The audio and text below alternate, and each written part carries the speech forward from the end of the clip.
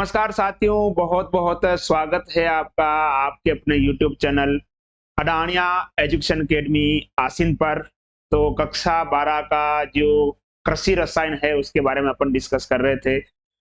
पिछली क्लास में अपन ने बात की थी चट्टानों के बारे में। चट्टानें क्या होती है, उसके कौन कौन से प्रकार हैं, आग्नेय चट्टान क्या होती है, औषधि चट्टान क्या होती है, रूपांतरित चट्टान क्या होती है, और जो प्रमुख चट्टानें कौन कौन सी है उसको लेकर हमने डिस्कस किया था। ग्रेनाइट के बारे में, बेसाल्ट के बारे में, लाइमस्टोन, सैंडस्टोन, शिस्ट के बारे में और मार्बल के बारे में अपने डिटेल में बात की थी।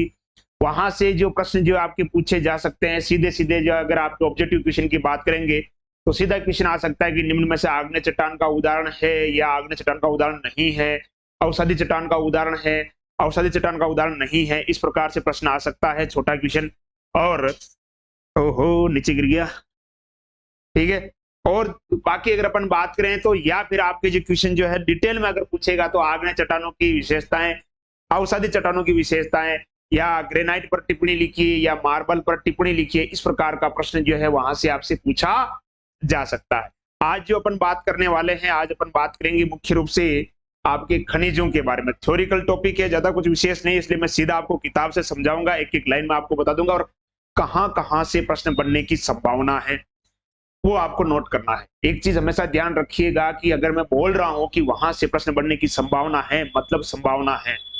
12 साल मुझे हो गए पढ़ाते हुए और मेरा 12 साल का जो अनुभव है उसी हिसाब से बता रहा हूं। अब आप ये कहोगे कि सर ये केमिस्ट्री तो शुरुआत, देखिए पहली बार जब ये केमिस्ट्री शुरू हुई थी ना राजस्थान के अंदर, पहली बार 2018 में, जब से ये जो केमिस्ट्री स्टार्ट हुई 18 के अंदर, 18 नहीं 17 में है ना, 2017 में जो ये केमिस्ट्री स्टार्ट हुई थी, तब से जब से पहली बार ये केमिस्ट्री राजस्थान के अंदर लागू हुई है एग्रीकल्चर केमिस्ट्री, तब से मैं इसको पढ़ा रहा हूँ। और बाकी अगर देखें तो 12 साल से मैं पढ़ा रहा हूँ, लेकिन 2017 में जब ये पहली बार केमिस्ट्री आई तब से ये केमिस्ट्री में पढ़ा रहा हूँ और अच्छे से मुझे पता है कि कहाँ कहाँ से प्रश्न बनने की संभावना है, ठीक है। तो जहां जहां से मैं आपको बता देता हूं कि यहाँ से प्रश्न जो है किस टाइप का बनेगा, तो कोशिश करें आप उसको कॉपी में नोट कर ले ताकि थोड़ी आपकी सुविधा रहेगी। तो आज अपन बात करेंगे खनिज के बारे में कि खनिज क्या होते हैं, खनिजों के गुण क्या है, प्राथमिक खनिज क्या है, द्वितीय खनिज क्या है, और खनिज के वर्ग कौन कौन से हैं, इसको लेकर अपन डिस्कस करने वाले हैं। छोटा वीडियो रहेगा लेकिन बहुत ही इंपॉर्टेंट रहेगा। ढंग से अगर पूरा देख लिया तो यहां से कोई क्वेश्चन जो आपके बाहर जाने वाला नहीं है। क्वेश्चन का आइडिया भी बताऊंगा क्वेश्चन कैसे बन सकता है। चलिए तो बात करते हैं खनिज के बारे में। तो मैं सीधा आपको लेके चलता हूं आपकी किताब के अंदर ताकि आपको ध्यान में रहे कि कौन सा जो पेज चल रहा है और कहां से अपन डिस्कस कर रहे हैं। तो चलिए अपन बुक की बात करते हैं सीधा। ये रहा आपका टॉपिक, खनिज क्या होते हैं, ठीक है। खनिजों के बारे में बात करेंगे तो देखो खनिज कहते किसे हैं, यहां से आप देख सकते हो साफ साफ खनिज की परिभाषा जो है यहां से आपको मिल जाएगी। खनिज क्या होता है, देखिए खनिज निश्चित संगठन के ऐसे रासायनिक यौगिक है ना, निश्चित संगठन के ऐसे रासायनिक यौगिक जो दो या दो से अधिक तत्वों से मिलकर बने होते हैं, उन्हें अपन क्या कहते हैं, खनिज कहते हैं। निश्चित संगठन वाले ऐसे रासायनिक यौगिक जो दो या दो से अधिक तत्वों से मिलकर बने होते हैं उन्हें क्या कहते हैं, खनिज कहते हैं। अगला आता है खनिज पदार्थों के गुण। देखो खनिज अलग अलग प्रकार के खनिज अलग अलग हो सकते हैं। आप सभी को पता है जितनी भी जो धातुएं हैं सबको जमीन से खोद कर निकाला जाता है, चाहे लोहा हो, सोना हो, चांदी हो, तांबा हो, जिंक हो, जो भी धातुएं हैं सबको जमीन से खोद कर निकाला जाता है और सभी का रंग क्या होता है, अलग अलग होता है। तो अपन कह सकते हैं कि जो खनिज पदार्थ होते हैं उनके रंग अलग अलग हो सकते हैं, है ना। प्रत्येक खनिज की अलग अलग चमक होती है, प्रत्येक धातु की अलग अलग चमक होती है। अगर जो खनिज जो है अगर वो धातु है तो उसे अपन क्या बोलेंगे, धात्विक चमक। अगर वो आपका खनिज अधातु है तो उसे अपन बोल देंगे अधात्विक चमक कह सकते हैं। तो प्रत्येक खनिज की चमक भी क्या होती है, अलग अलग होती है, ठीक है। खनिज पदार्थों का अपना विशेष आकार होता है जिसे क्या कहते हैं, रवा कहते हैं, है ना। खनिज पदार्थों का क्या होता है, अपना एक विशेष आकार होता है जिसे क्या कहते हैं, रवा कहते हैं, है ना। ये घनीय हो सकते हैं, चतुष्कोणीय हो सकते हैं, षटकोणीय हो सकते हैं, अलग अलग प्रकार के हो सकते हैं। खनिज पदार्थ अत्यधिक क्या होते हैं, कठोर होते हैं। कुछ खनिज पूर्ण पारदर्शी यानी जिससे आर पार देखा जा सकता है, कुछ अल्प पारदर्शी यानी धुंधला दिखता है, और कुछ क्या होते हैं, अपारदर्शी होते हैं यानी उनसे दिखता ही नहीं, आर पार देख ही नहीं सकते, ठीक है। तो ये खनिजों के क्या हो गए, गुण हो गए। 4 गुण आप अच्छे से याद कर लेना, 4 या 5 जो भी है अच्छे से इसको लिख लेना, बहुत इजी है, कोई ज्यादा मुश्किल नहीं है, ठीक है। नोट्स की अगर अपन बात करें तो मैं टेलीग्राम पे आपके पूरे एग्रीकल्चर के नोट्स जो टेलीग्राम के ऊपर डाल दूंगा, मैं आपके पूरे के पूरे वहां पे नोट्स आपको मिल जाएंगे पूरे, ठीक है। चलिए अब बात करते हैं अपन खनिजों के वर्गीकरण के बारे में बात कर लेते हैं थोड़ी। इसके बारे में, खनिजों के वर्गीकरण के बारे में। खनिजों के वर्गीकरण की अगर अपन बात करें तो पहला जो आता है खनिज आपका वो आता है उत्पत्ति के आधार पर।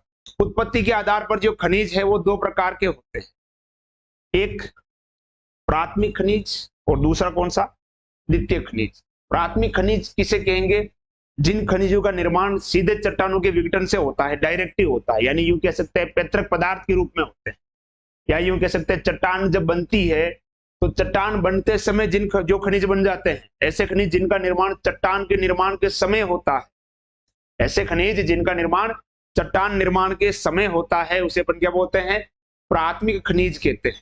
और जब प्राथमिक खनिज में किसी प्रकार का रासायनिक परिवर्तन हो जाएगा तो उसे अपन क्या बोलेंगे, द्वितीय खनिज। यानी यूं कह सकते हैं कि जो प्राथमिक खनिज है उनका निर्माण किससे होता है, द्वितीय खनिज, सॉरी माफ कीजिएगा, जो द्वितीय खनिज है उनका निर्माण किससे होता है, प्राथमिक खनिज से होता है। ठीक है। और प्राथमिक खनिज कब बनते हैं, जब चट्टानें बनती है, चट्टानों के निर्माण के साथ साथ जिन खनिजों का निर्माण होता है उसे अपन क्या कहते हैं, प्राथमिक खनिज कहते हैं। क्या कहते हैं, प्राथमिक खनिज। और जब प्राथमिक खनिज में रासायनिक परिवर्तन होता है, या यूं कह सकते हैं उसमें जब रासायनिक अभिक्रिया होती है, तो उस रासायनिक अभिक्रिया के दौरान उन खनिजों में जो परिवर्तन होता है, या यूं कह सकते हैं जो रासायनिक परिवर्तन होता है, उस रासायनिक परिवर्तन से जिन खनिजों का निर्माण होता है उसे क्या कहते हैं, द्वितीय खनिज कहते हैं। तो परिभाषा तो सीधी सीधी हो गई, जिनका निर्माण चट्टान निर्माण के समय होता है वो प्राथमिक खनिज हो गए, और जब प्राथमिक खनिज में जब परिवर्तन हो जाएगा और उस परिवर्तन से जो नया खनिज बनेगा उसे अपन क्या बोलेंगे, द्वितीय खनिज कहेंगे। ठीक है। अब यहाँ पर जो प्रश्न जो उठता है इनके उदाहरण को लेकर आता है। एक इनका आकार आप देख सकते हो, जो प्राथमिक खनिज है उनका जो आकार है 2 माइक्रोन है ना, 2 माइक्रोन या 0.002 मिलीमीटर से अधिक होता है। द्वितीय खनिजों का निर्माण इन्हीं से होता है।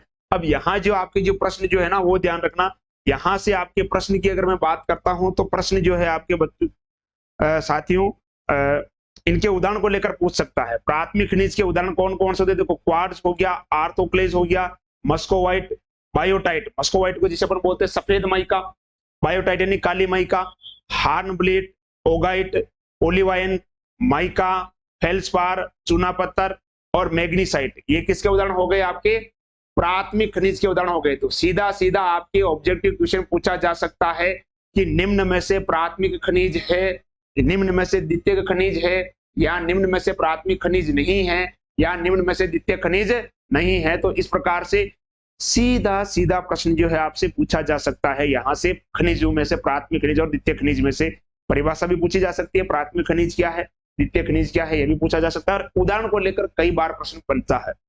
द्वितीय खनिज के मैंने बताया था कि जो प्राथमिक खनिज जो होते हैं, जब उसमें क्या हो जाता है, रासायनिक परिवर्तन हो जाता है या उसकी रासायनिक अभिक्रिया हो जाती है, जिसके कारण जो खनिज बनता है, या यूं कह सकते हैं जो नया पदार्थ बनता है, उसे अपन क्या कहते हैं, द्वितीय खनिज कहते हैं।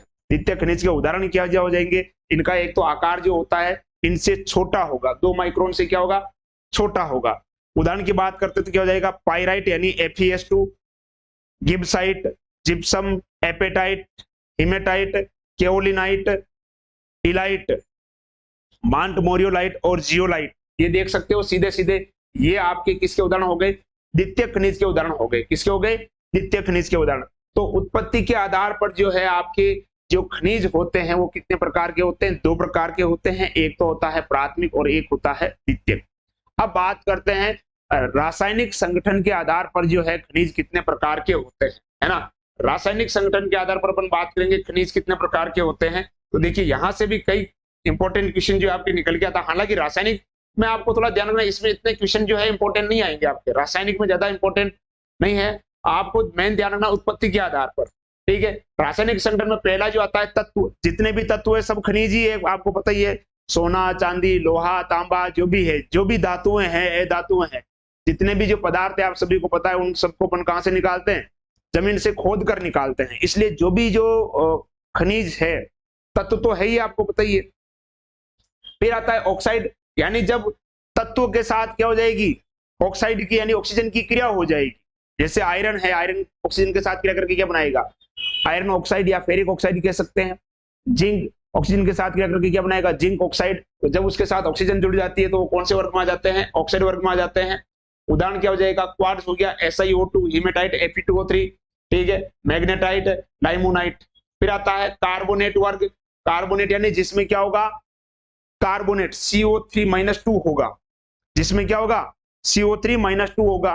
वो किस में आ जाएंगे आपके, कार्बोनेट वर्ग में, जैसे zinc carbonate, magnesium carbonate, calcium carbonate. Calcium carbonate को अपन क्या बोलते हैं, कैल्साइट। ये जो कैल्साइट का मतलब क्या होता है, ये जो आप देख सकते हो कैल्साइट जो है, कैल्साइट का मतलब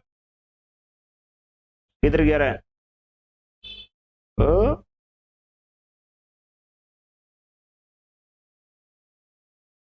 ये उल्टा सीधा कैसे हो रहा है भाई, है? हाँ अच्छा, ऐसा होता है क्या।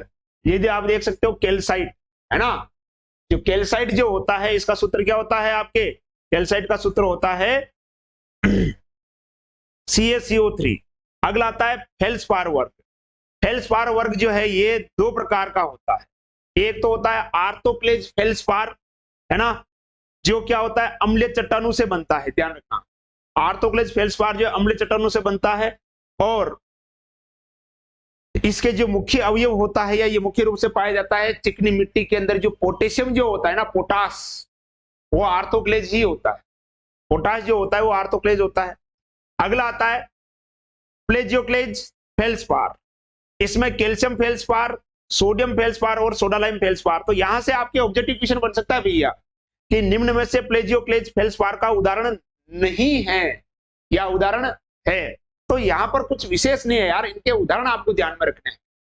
फिर आता है माइका वर्ग। माइका का मतलब होता है अब्रक, माइका का मतलब क्या होता है, अब्रक, ठीक है। तो जो अब्रक वर्ग है, अब्रक वर्ग कौन कौन से हैं, मैंने अभी बताया था कि एक तो होता है मस्कोवाइट जिसे अपन बोलते हैं सफेद माइका, और एक होता है बायोटाइट जिसे अपन बोलते हैं काली माइका। काली माइका, माइका मतलब अब्रक, वो काली माता नहीं, है ना। तो मस्कोवाइट यानी सफेद माइका, जिसमें पोटेशियम, एल्यूमिनियम और silicate, potassium silicate, aluminium silicate ये होते हैं। और बायोटाइट में पोटेशियम, एल्यूमिनियम, मैग्नीशियम, आयरन के क्या होते हैं, सिलिकेट होते हैं, बस सीधा ध्यान रखना है। फिर आता है एपिटाइट वर्ग, इसमें कैल्शियम फोस्फेट और मृदा फोस्फेट, ठीक है। अगला हॉर्न ब्लेड, इसके अंदर क्या क्या आता है, हॉर्न ब्लेड के अंदर देखो aluminium silicate, calcium silicate, magnesium silicate, iron silicate. तो ये हॉर्न ब्लेड जो है ये भी आपके इंपॉर्टेंट हो सकता है। हॉर्न ब्लेड जो है इसको थोड़ा अच्छे से तैयार कर ले आप हॉर्न ब्लेड के बारे में, है ना। जो हॉर्न ब्लेड है, ठीक है, एक इसको हॉर्न ब्लेड को अच्छे से तैयार करें, यहां से आपके क्वेश्चन बन सकता है, हॉर्न ब्लेड में इंपॉर्टेंट है। और एक प्राथमिक और द्वितीय खनिज, है ना, बस यही ध्यान रखना है, बाकी छोड़ो, है ना, बाकी को छोड़ो, जो बता दिया ना वो पढ़ लो यार, काम हो जाएगा, ठीक है। तो बस आज मैंने पहले बोला था कि आज की क्लास छोटी सी रहने वाली है, संडे है, संडे के हिसाब से जो ऑफलाइन सेंटर है, ऑफलाइन क्लासेज है उसमें छुट्टी रहती है, इसलिए अदर काम हम करते हैं बैठ के, लेकिन समय मिला थोड़ा तो मैंने सोचा एक क्लास जो है आपकी ले ली जाए, ठीक है। बाकी अदर डेज में स्कूल रहती है, कोचिंग में ऑफलाइन क्लासेस, फिर ऐप के ऊपर ऑनलाइन क्लासेस, ठीक है, तो थोड़ा समय कम मिल पाता है ना। बाकी एग्रीकल्चर का जो ऐप के ऊपर कोर्स जो है बहुत जल्दी जो है 2 या 3 दिन में आपका लॉन्च हो जाएगा। जिन बच्चों को कंप्लीट लक्ष्य भेदी तैयारी करनी है बहुत ही आसान दर में, सस्ती दर में, तो आप अडानी ऐप डाउनलोड करें और वहां से आपको कंप्लीट एक्सेस जो है हमारे द्वारा दिया जाएगा, ठीक है। किसी भी प्रकार की ऑफलाइन कोचिंग की आपको आवश्यकता नहीं पड़ेगी। आपके विद्यालय में फैकल्टी है या नहीं है ये कोई मैटर नहीं करेगी, आपको कंप्लीट नोट्स मिलेंगे। और अगर आप अच्छे से तैयारी करते हो तो 100 में से 100 की गारंटी, यानी 56 में से 56 की गारंटी भी यहाँ पे ली जाती है, बशर्ते आप बिल्कुल समर्पित भाव से रेगुलर क्लास अटेंड करते हो तो, ठीक है जी। तो अगर क्लास आपको ठीक ढंग की लगती है तो क्लास को अपने दोस्तों के साथ साझा करें। जैसा कि मैंने आपको बताया था कि ये डिपेंड करेगा, निर्भर करेगा कि आपका रेस्पॉन्स जो है इन क्लासों के ऊपर कैसा आता है, उसी रेस्पॉन्स के आधार पर क्लासेस जो है कंटिन्यू रह पाएगी। मिलते हैं नेक्स्ट क्लास में, तब तक पढ़ाई करते रहें, सुरक्षित रहें, अपना और अपनों का ध्यान रखें। धन्यवाद।